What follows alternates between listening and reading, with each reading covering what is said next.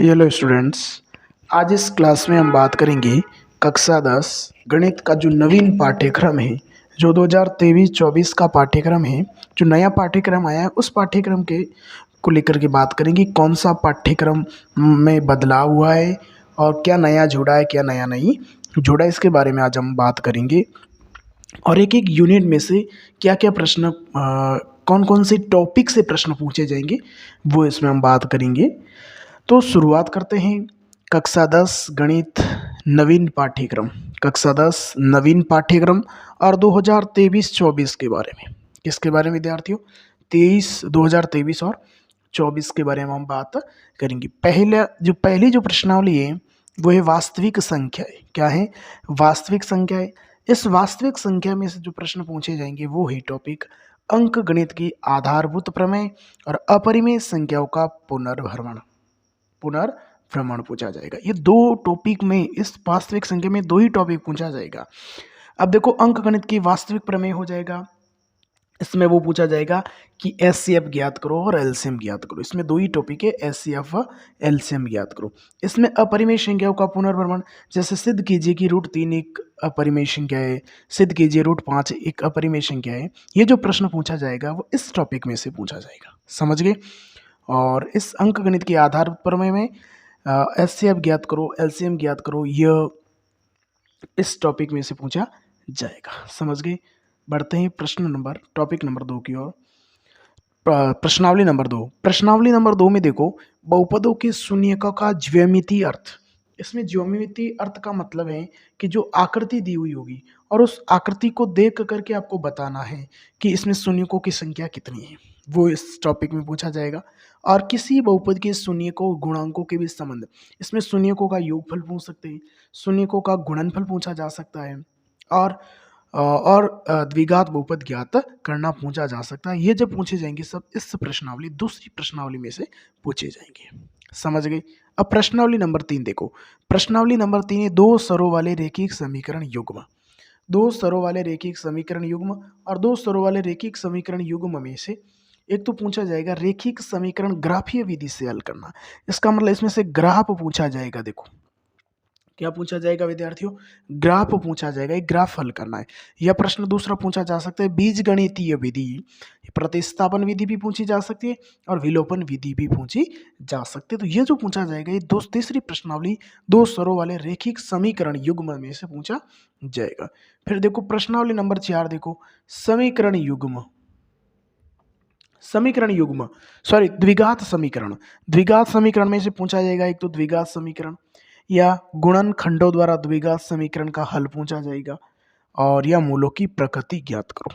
मूलों की प्रकृति ज्ञात करो, ये पूछा जाएगा। अब देखो समांतर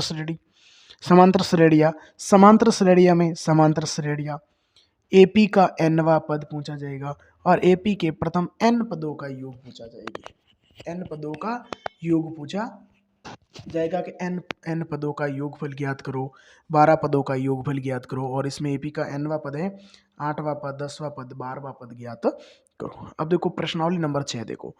प्रश्नावली नंबर 6 त्रिभुज में पूछा जा सकता है समरूप आकृतियां, त्रिभुजों की समरूपता और त्रिभुजों की समरूपता के लिए कसौटियां। ये तीन टॉपिक छठी प्रश्नावली में से, तीन टॉपिक में से प्रश्न पूछे जा सकते हैं। समरूप आकृतियां क्या होती है? अब आपको यहाँ पे समझना है कि समरूप आकृतियां क्या होती है, सर्वांग सम क्या होती है। तो सर्वांग सम का नहीं है, इसमें समरूपता ही पढ़ना है। समरूप आकृतियां, त्रिभुजों की समरूपता और त्रिभुजों की समरूपता के लिए कसौटियां। तो इस टॉपिक में से आपको समरूप का से संबंधित जो कॉन्सेप्ट है उसको क्लियर करना है। ठीक है, बढ़ते हैं 7वीं प्रश्नावली की और 7वीं प्रश्नावली में देखो, 7वीं प्रश्नावली में दो ही है, एक तो दूरी सूत्र है। 7वीं प्रश्नावली निर्देशांक ज्योमिति, और निर्देशांक ज्योमिति में एक तो पूछा जाएगा दूरी सूत्र और एक हो जाएगा आपके विभाजन सूत्र। दूरी सूत्र का मतलब दो बिंदु दे रखे, दो बिंदुओं के मध्य की दूरी ज्ञात करो, और दो बिंदुओं की मध्य की दूरी ज्ञात करनी है। दूसरा है विभाजन सूत्र, मतलब विभाजन, अंतः विभाजन और बाह्य विभाजन। ये जो पूछा जाएगा विद्यार्थियों, ये 7वीं प्रश्नावली में से पूछा जाएगा। अब हम बढ़ते हैं प्रश्नावली नंबर 8 की ओर।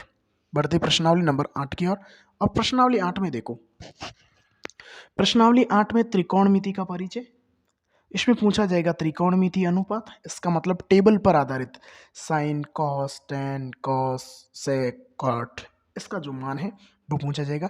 विशिष्ट कोण भी पूछे जाएंगे और त्रिकोणमितीय सर्वसमीकरण जैसे sine square plus cos square theta बराबर 1, वो इसमें सर्वसमीकरण भी पूछी जाएगी।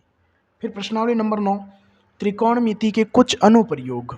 तो ऊंचाइयाँ एंड दूरी, मतलब इस हाइट एंड डिस्टेंस, इसमें जो हाइट एंड डिस्टेंस भी पूछा जाएगा। क्या पूछा जाएगा? हाइट एंड डिस्टेंस भी पूछा जाएगा, समझ गए। वृत्त, इसमें वृत्त की स्पर्श रेखा और एक बिंदु से वृत्त पर स्पर्श रेखा। फिर 11वीं प्रश्नावली है, वृत्तों से संबंधित क्षेत्रफल, इसमें त्रिज्यीय खंड का क्षेत्रफल पूछा जा सकता है और वृत्त खंड का क्षेत्रफल पूछा जा सकता है। इसमें देखो त्रिज्यीय खंड का क्षेत्रफल पूछा जा सकता है विद्यार्थियों, या वृत्त खंड का क्षेत्रफल पूछा जा सकता है। प्रश्नावली 12वीं देखो, पृष्ठीय क्षेत्रफल एवं आयतन, इसमें जो 3D होती है, इसमें 3D के जो पूछे जाएंगे, ठोसों के संयोजन का पृष्ठीय क्षेत्रफल, ठोसों के संयोजन का आयतन, मतलब पृष्ठीय क्षेत्रफल ज्ञात करना है और आयतन ज्ञात करना है। अब देखो 3D में घन आ सकता है, दूसरा इसमें घनाभ आ सकता है, तीसरा इसमें शंकु आ सकता है, फिर इसमें बेलन आ सकता है, फिर इसमें गोला आ सकता है, फिर इसमें अर्धगोला आ सकता है। ये जो आकृति है वो 3D में काउंट की जाती है। अब बढ़ेंगे 13वीं प्रश्नावली की ओर। 13वीं जो सांख्यिकी है, इसमें पूछा जाएगा माध्य, माध्यक, बहुलक, इन तीनों में से कोई भी एक प्रश्न पूछा जाएगा। फिर प्रश्नावली अपनी 14वीं, प्रायिकता एक सैद्धांतिक दृष्टिकोण है। प्रायिकता एक सैद्धांतिक दृष्टिकोण है। इस प्रकार से विद्यार्थियों, इस क्लास में हमने देखा कि कक्षा 10 का जो गणित का नवीन पाठ्यक्रम है और नवीन पाठ्यक्रम में किस प्रकार के प्रश्न पूछे जाएंगे और किस प्रकार का टॉपिक है। आज से विद्यार्थियों हम इस चैनल पे रेगुलर क्लासेस शुरू करेंगे। प्रश्नावली 1 से लेकर के अंत तक हम बढ़ेंगे। विशेष तौर पर एग्जाम्पल जो उदाहरण दे रखे, उदाहरण को भी आराम से इजी वे में पढ़ेंगे। यदि आप अपने यूट्यूब चैनल पे नए हैं तो प्लीज़ अपने यूट्यूब चैनल को लाइक शेयर सब्सक्राइब जरूर करें, ताकि आने वाली क्लास का जो नोटिफिकेशन है वो आसानी से आपको मिल सके। थैंक यू, धन्यवाद।